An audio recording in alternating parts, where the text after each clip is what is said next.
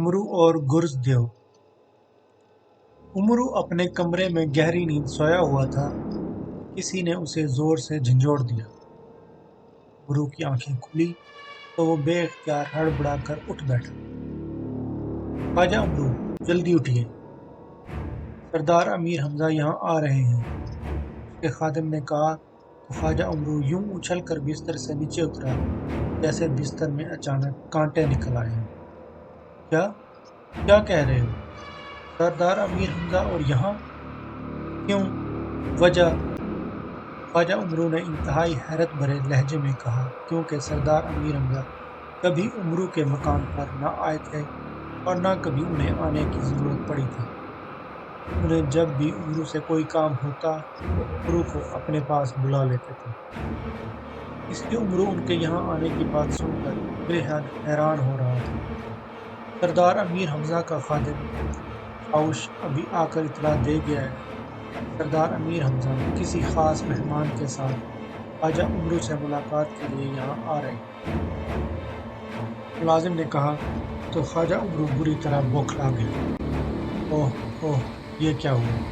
ओह, तुम ऐसा करो और जल्दी करो कि पूरे मकान की सफाई कराओ, तमाम लकड़ी के सामान को, मेज़ों कुर्सियों को पॉलिश करो, तमाम पर्दे उतारो, उन्हें धोकर दोबारा लगाओ, जल्दी करो।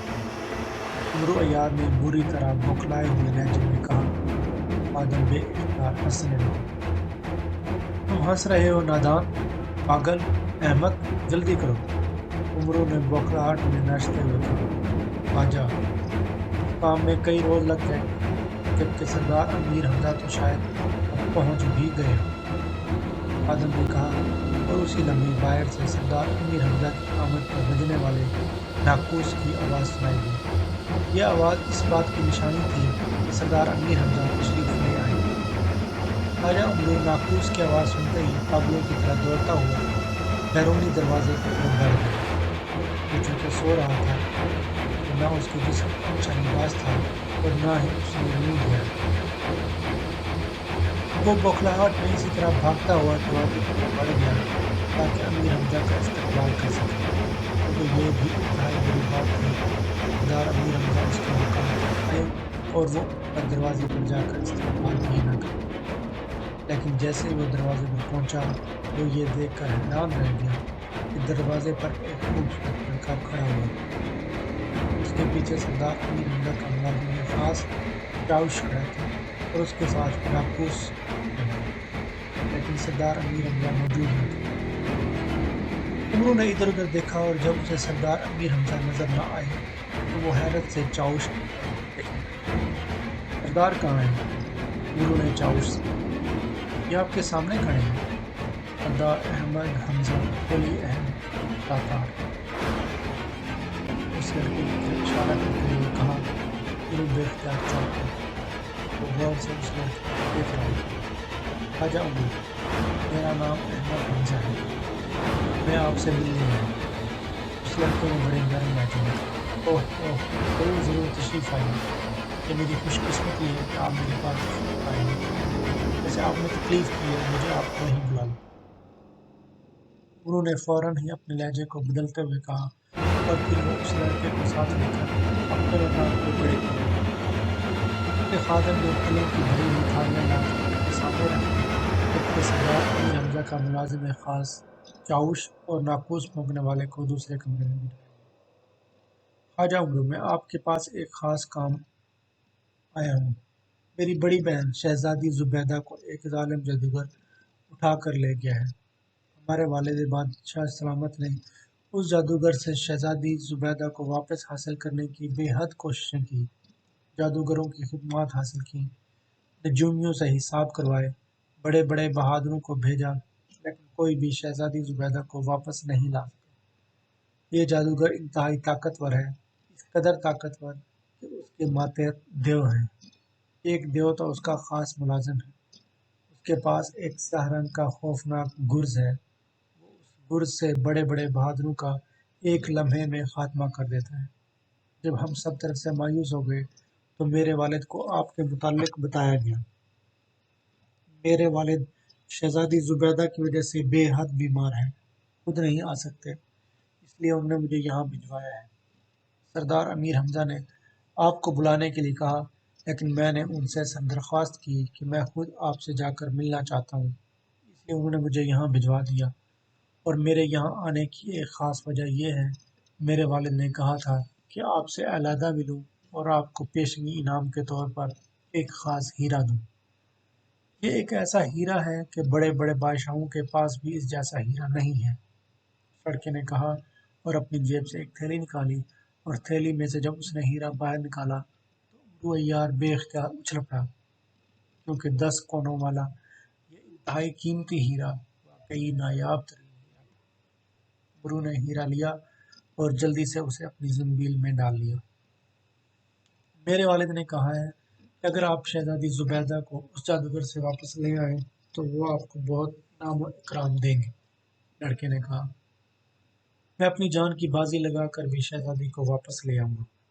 انہوں نے خوش ہوتے ہوئے کہا، لیکن آپ جلدی کریں، کیونکہ وہ ظالم جادوگر آج سے 2 روز بعد زبردستی شہزادی زبیدہ سے شادی کر لے گا، کیونکہ اس نے تاریخ مقرر کر دی ہے، جبکہ وہ انتہائی بدصورت، ظالم اور بوڑھا آدمی ہے۔ لڑکے نے کہا، آپ فکر نہ کریں، آپ 2 روز تک یہیں سردار کے پاس رہیں، میں شہزادی کو یہیں لے آؤں گا، پھر ہم اکٹھے آپ کے ملک جائیں گے۔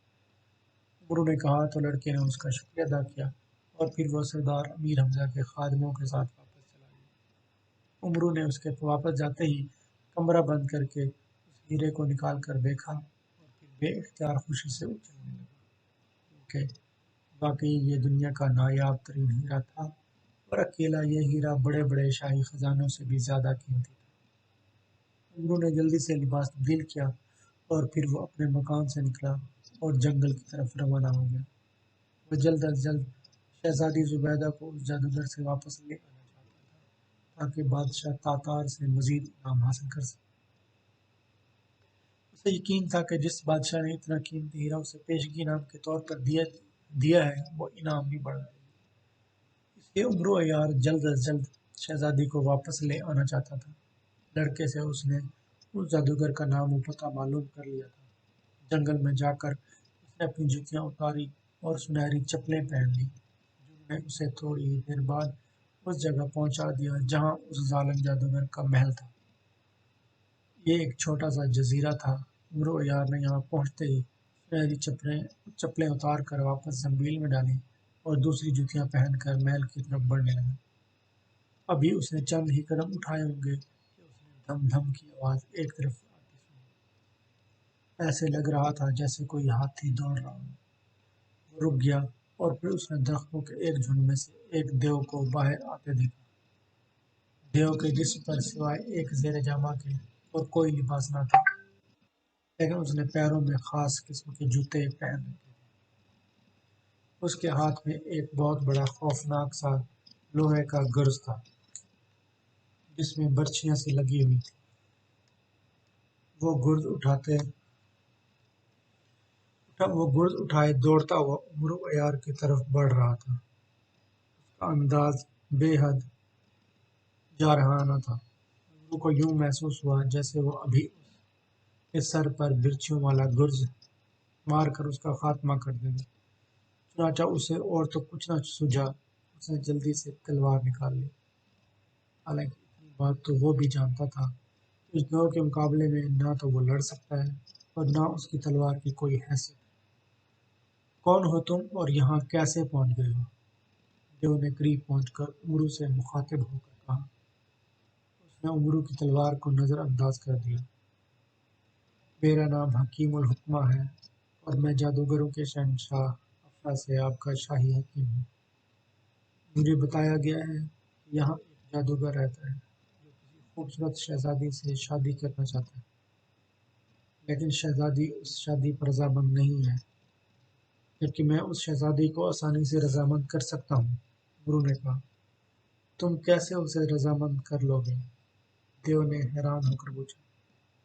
یہی تو میرا فن ہے، اب تک میں سینکڑوں شہزادیوں کو رضامند کرا کر ان کی جادوگروں سے شادیاں کرا چکا ہوں، عمرو نے جواب دیا۔ اچھا، آؤ میرے ساتھ، دیو نے کہا، اور اسے ساتھ لے کر محل کی طرف بڑھ گیا۔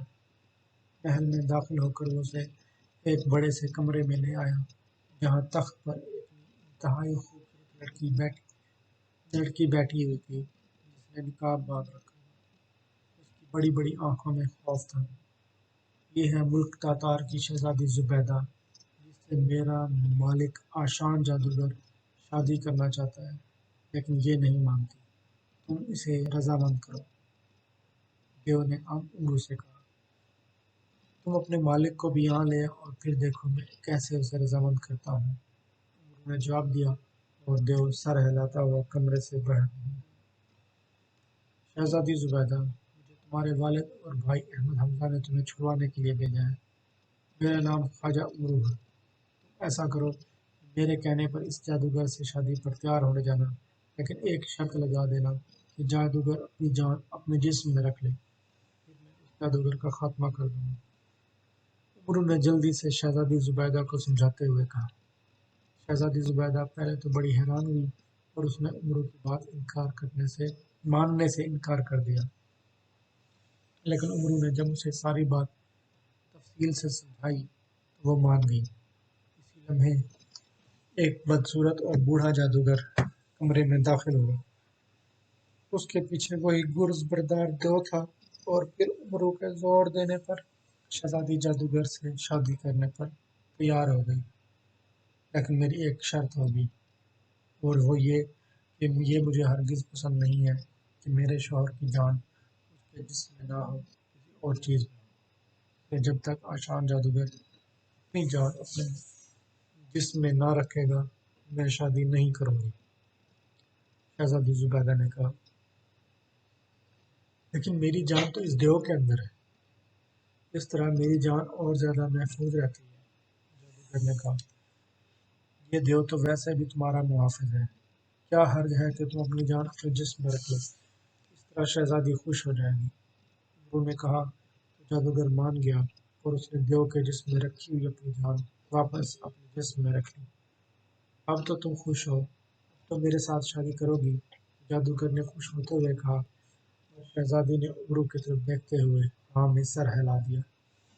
لیکن آشان جادوگر، اب جب کہ تمہاری جان اس دیو میں نہیں ہے تو تم اسے واپس پرستان بھیج دو۔ دراصل شہزادی اس دیو سے خوف زدہ رہتی ہے اور کسی خوف زدہ لڑکی سے شادی کرنا اس پر ظلم کرنا ہے۔ انہوں نے فوراً ہمت کاری سے کام لیتے ہوئے کہا، کیا یہ حکیم درست کہہ رہا ہے؟ بوڑھے جادوگر نے شہزادی زبیدہ سے پوچھا تو اس نے امرو کی آنکھوں کے اشارے پر ہاں میں سر ہلا دیا۔